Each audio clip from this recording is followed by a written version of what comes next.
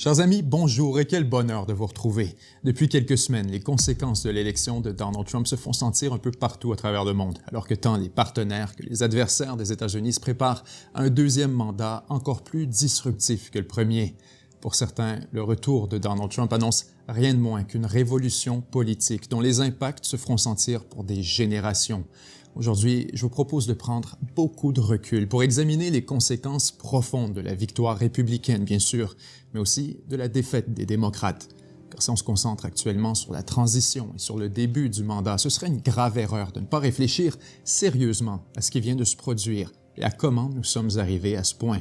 Évidemment, il y a beaucoup de matière à déballer, probablement beaucoup trop pour une seule vidéo. Ainsi, ce que je vous propose aujourd'hui, c'est la première d'une vidéo en deux parties sur le retour de Donald Trump. Dans cette première partie, nous allons poser un regard rétrospectif et analytique sur les implications politiques et culturelles de l'élection.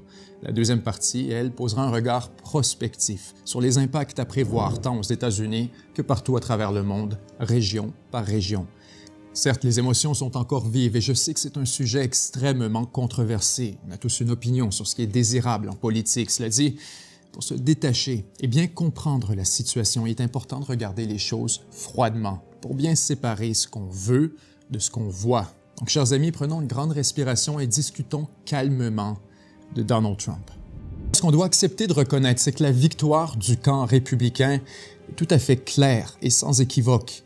Certes, on pourrait pointer vers le résultat global et affirmer naïvement que c'était presque serré. Or, ce serait bien mal comprendre le contexte électoral américain où les deux camps sont presque systématiquement à égalité. Qu'on l'aime ou pas, Trump a clairement gagné, aussi catégoriquement qu'il est possible de le faire aujourd'hui en balayant tous les États pivots, le vote populaire, la présidence, le Sénat et la Chambre. Pendant des mois, on aurait pu jurer que la campagne Trump n'allait nulle part, accablée par des poursuites civiles et criminelles, par des centaines de millions de dollars en amende et par des tentatives de retirer son nom du scrutin. Trump s'est battu dans les cordes pour une bonne partie de la campagne.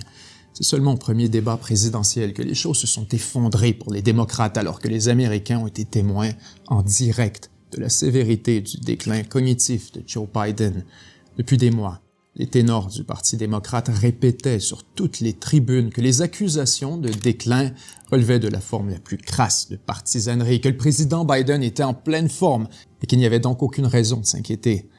Rapidement, les électeurs ont compris qu'on leur avait menti sur toute la ligne, que les démocrates avaient délibérément caché le réel état de santé du président, protégeant et priorisant les intérêts du parti au détriment de ceux du pays, ajoutant l'insulte à l'injure même après le débat. Plutôt que de reconnaître l'erreur stratégique, les démocrates ont pris la décision étrange de s'enfoncer encore plus loin dans le gaslighting des Américains, plaidant d'abord une mauvaise soirée, la fatigue et un rhume. Derrière les rideaux, c'est la panique. Face à des sondages catastrophiques, donnant Trump en avance partout, les dons à la campagne Biden s'arrêtent presque totalement. S'ensuit alors un véritable bras de fer entre le président Biden et son propre parti. On apprendra plus tard que dans les coulisses, l'équipe Biden a refusé de partir, qu'elle s'est accrochée au pouvoir par les ongles alors qu'on essayait de la tirer par les chevilles. Bientôt, les ténors démocrates appellent ouvertement au désistement de Biden et lancent une campagne de publicité contre lui, qualifiant son désistement de sauvetage démocratique. President Biden, you saved democracy in 2020. Now, you have a chance to do it again. It's time to pass the torch and let us choose a new nominee. Isolé dans sa maison d'été au Delaware, Biden est en colère et s'estime trahi par ses alliés. Il accuse Barack Obama de diriger l'effort, tel un marionnettiste en coulisses. Pour lui, c'est un putsch, rien de moins. Quand Biden se désiste enfin, il est trop tard. Avec tout juste 100 jours restants à la campagne, les démocrates n'ont plus le temps d'organiser une convention ouverte pour la nomination. Personne n'a préparé le terrain. Pire, des sommes prodigieuses sont déjà dans le compte Biden-Harris et il est impossible de les déplacer. Dans de telles circonstances, les démocrates n'ont d'autre choix que de remettre la nomination à Kamala Harris par couronnement, malgré des doutes importants quant à la viabilité de sa candidature. Il faut dire que dans certains États, Harris présente alors un taux d'approbation encore plus bas que celui de Biden. Dans les semaines qui suivent, Les démocrates tentent de sauver les meubles, mais s'avèrent incapables de définir clairement Kamala Harris au-delà de l'opposition à Donald Trump. En rétrospective, les démocrates eux-mêmes évoquent une campagne au message confus, sans véritable substance ou positionnement. On a refusé de prendre des risques, jouer aussi sécuritairement que possible en limitant les sorties publiques, les entrevues, les interventions spontanées. À cet égard, soyons plus indulgents avec Mme Harris, puisqu'elle n'est aucunement la responsable de la déconfiture démocrate. Lorsqu'on lui a donné le volant, la voiture plongeait déjà vers le ravin. Elle n'a jamais rien demandé. Il serait beaucoup trop facile de pointer le doigt vers Kamala Harris pour éviter toute forme de remise en doute et d'introspection. Soyons sérieux. Le blâme de la défaite revient aux bonzes du Parti démocrate et à Joe Biden lui-même pour avoir insulté l'intelligence collective en prenant les Américains pour des valises. Dès 2020, Biden laissait croire qu'il ne serait pas candidat à l'élection de 2024 afin de céder sa place à la relève. Or, une fois élu, il a retourné sa veste, disant être convaincu que lui seul pouvait battre Donald Trump. Ironiquement, cette obstination égoïste aura contribué directement à la victoire de Trump. Joe Biden sera jugé sévèrement par l'histoire pour s'être accroché au pouvoir malgré l'évidence de son expiration politique. Si les deux camps ont commis des erreurs durant la campagne, celles des démocrates seront examinées avec une attention particulière. Or, au-delà des simples erreurs tactiques et stratégiques, certains démocrates se demandent aujourd'hui ouvertement si le parti ne s'est pas déconnecté de l'Américain moyen. Les politiques et les tendances idéologiques endossées par le parti sont-elles en adéquation avec les désirs et les priorités de la classe moyenne? Une réflexion s'impose. Pour une majorité d'électeurs ayant rejeté les démocrates, l'enjeu principal n'était ni l'avortement, ni la démocratie ou l'identité, mais bien l'économie et l'immigration. Et à cet égard, les données sont sans équivoque. Les Américains estiment que l'économie se porte mal, que le coût de la vie augmente trop vite et qu'ainsi, les choses allaient mieux avant. On peut donc blâmer les enjeux identitaires, mais c'est surtout l'omission des questions économiques qui a fait mal aux démocrates. À ce propos, en étudiant la situation froidement, les conséquences s'annoncent profondes pour le Parti démocrate. N'ayant jamais mis la table pour l'après-Biden, le parti se retrouve décimé, sans leader, ni chef, sans argent, ni cohésion. Après le 20 janvier, Kamala Harris n'a aucune fonction élective et disparaît du paysage politique. L'establishment du parti est presque entièrement décapité, ouvrant la porte à une nouvelle génération de politiciens ainsi qu'à des idées nouvelles. Depuis des années, l'establishment démocrate tente de limiter l'influence de l'aile progressiste du parti à la faveur de l'aile plus centriste et néolibérale. Résultat, c'est que depuis 20 ans, l'establishment démocrate contrôle le parti d'une main de fer à travers une lignée ininterrompue de chefs plus modérés, tous issus de l'ère Obama. D'Obama lui-même à sa secrétaire d'État, Hillary Clinton, suivi de son vice-président, Joe Biden, et la vice-présidente de Joe Biden, Kamala Harris. Politiquement, ils sont tous sur le même arbre généalogique, les centristes modérés, amis de Wall Street, des pharmaceutiques et des fabricants d'armes. Appelons-les les démocrates TM. Depuis un moment, cet immobilisme idéologique est dénoncé par la gauche progressiste qui réclame plus d'influence au sein du parti. Déjà en 2016, la tension était palpable lors des primaires opposant Hillary Clinton à Bernie Sanders. Cette lutte a été mise en sourdine, alors que plusieurs se sont bouchés le nez afin de maintenir la cohésion face à Donald Trump. Aujourd'hui, un affrontement interne chez les démocrates semble carrément inévitable et même nécessaire afin de définir quelle orientation doit prendre le parti. Fondamentalement, qui sont les démocrates? Au-delà de l'opposition à Donald Trump, quelles sont les valeurs et les propositions du parti? À l'époque du populisme et de la négation du politiquement correct, son identité beige serait-elle devenue anachronique et surannée? 3 scénarios semblent réalistes. 1. Les démocrates s'unissent autour d'une rockstar politique au point d'en oublier la lutte idéologique. Scénario 2. Les démocrates se réforment autour d'un candidat d'une faction ou de l'autre, alors que tous font des compromis au nom de l'unité. Les démocrates perdent des plumes, mais s'en sortent. Et bien sûr, le scénario 3. Le conflit idéologique s'envenime. Les factions refusent toute forme de compromis entraînant la rupture permanente de la coalition démocrate. Dans un tel scénario, Le divorce désordonné pourrait créer des millions d'orphelins politiques, ouvrant la porte à une candidature de la troisième voie. Pour certains, la réponse des démocrates n'est ni à gauche, ni à droite, et encore moins au centre. La réponse est dans le populisme. Dédaigné par les élites, le discours populiste n'a pourtant rien de problématique en soi, dans sa définition la plus pure. Le populisme n'est rien de plus qu'un discours politique s'adressant aux classes populaires basé sur la critique du système et de ses représentants. Par négation à Trump, les démocrates en sont venus à mépriser un tel discours et pourtant, dès 2015, Bernie Sanders avait identifié le problème. Qu'on l'aime ou non, qu'on soit d'accord ou non avec ses idées, il demeure qu'il avait vu juste, prévenant que le parti s'éloignait de la classe moyenne, des électeurs ruraux et des travailleurs, que les enjeux défendus par les démocrates ne rejoignaient plus l'Américain moyen et qu'il fallait donc se recentrer sur l'économie pour réduire le coût de la vie ainsi que les inégalités entre les riches et la classe ouvrière. Il parlait déjà ouvertement de la colère contre les élites côtières, contre les médias, contre le complexe militaro-industriel et les guerres perpétuelles. À force d'ignorer tous ces enjeux, inévitablement, le parti serait laissé derrière. On leur a traité de socialistes, de populistes, de radicales, et peut-être avait-il raison. Or, il demeure qu'il avait vu juste. On pourrait douter de la prescription, mais le diagnostic était clairement le bon. Alors que les démocrates ont renié les enjeux de la classe ouvrière, Trump a fait de son discours le sien, et l'histoire connaît la suite. Ayant châtié le populisme est revenu pour les hanter. Tout l'argent du monde n'aurait pas suffi à changer le sentiment populaire. En fait, malgré l'implication active et remarquée de Elon Musk pour Donald Trump, les démocrates ont récolté et dépensé 3 fois plus d'argent que les républicains, incluant les PAC et les donateurs privés. Clairement, il faudra ajuster le narratif populaire, car s'il est vrai qu'il y a des enjeux et des problématiques réelles sur le financement des élections américaines, il est tout simplement faux de prétendre aujourd'hui que c'est l'argent qui achète la victoire.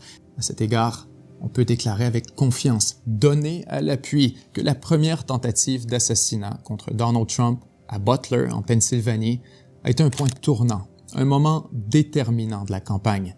La tentative d'assassinat et surtout la réaction subséquente de Donald Trump a généré un sentiment de compassion chez plusieurs Américains dont l'expression publique a eu l'effet stupéfiant de normaliser la sympathie envers Trump. Fut-il un temps où appuyer publiquement Donald Trump entraînait une lourde sanction sociale, une réprimande sévère, allant de l'exclusion à l'isolement, au rejet par la famille ou la perte d'amis, du simple ridicule à l'humiliation, au confinement. Tout était permis au nom du signalement de la vertu et de la supériorité morale. Or, dans la foulée des événements de Butler, quelque chose s'est brisé dans la culture populaire. Cette fameuse taxe sociale est presque entièrement tombée. Quelques minutes après les coups de feu, Elon Musk a endossé publiquement Donald Trump comme étant des millions de dollars à sa campagne. En fait, je sais très bien que ce prochain segment va déclencher des réactions intéressantes dans les commentaires, mais je vais dire les choses froidement telles que je les observe.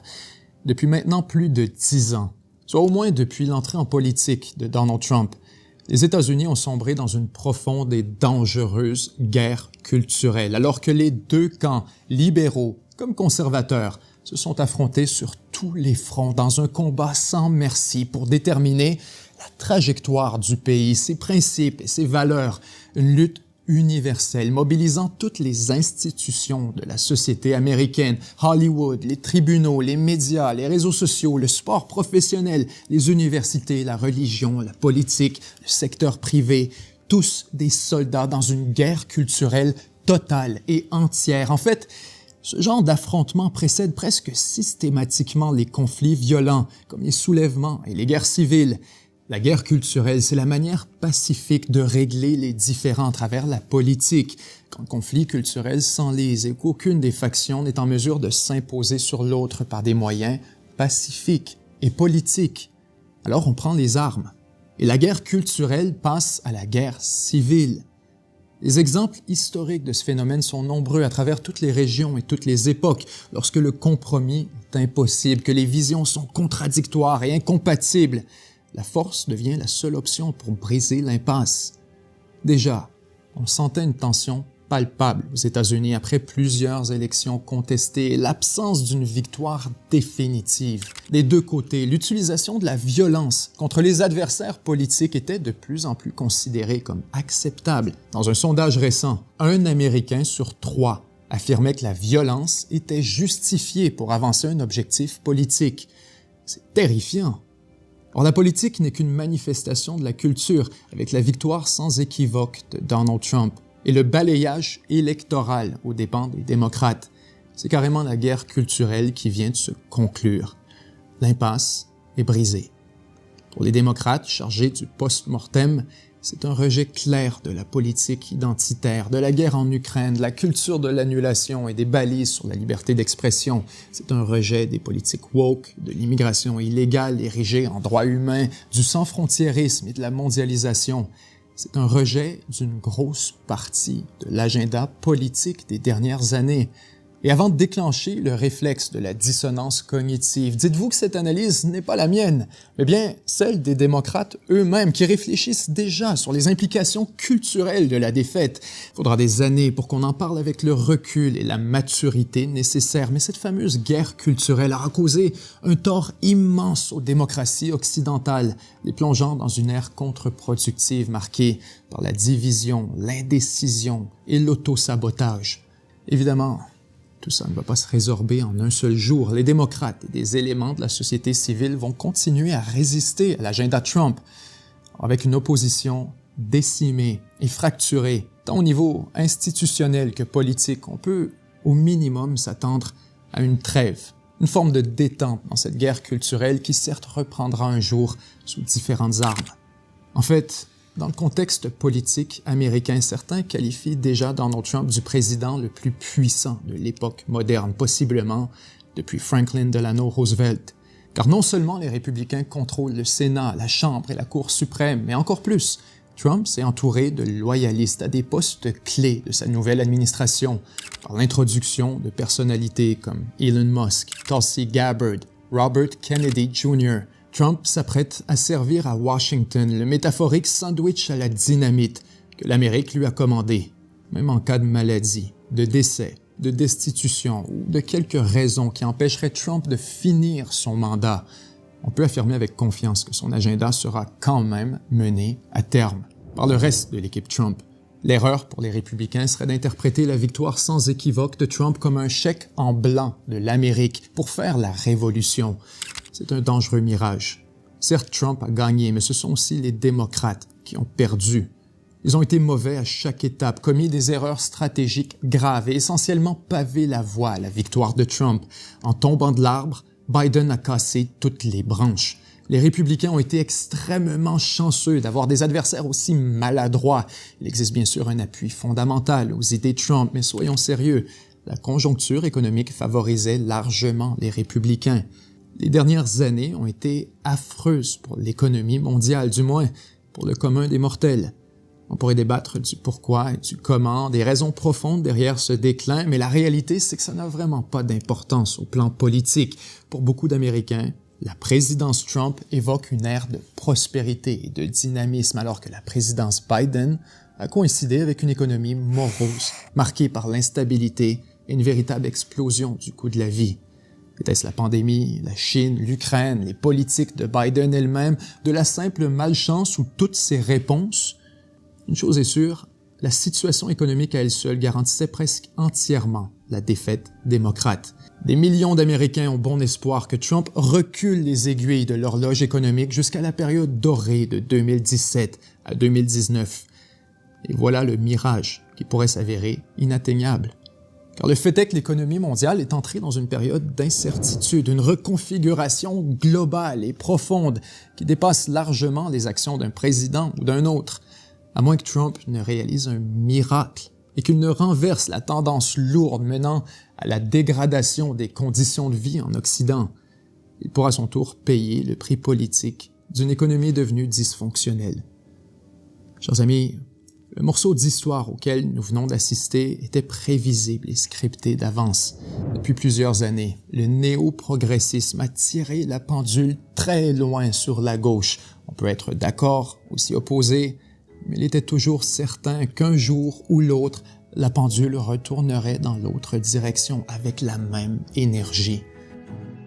Dans la deuxième partie de cette série, nous allons poser un regard prospectif sur les intentions de Trump et sur les impacts projetés tant pour les États-Unis que pour le reste du monde.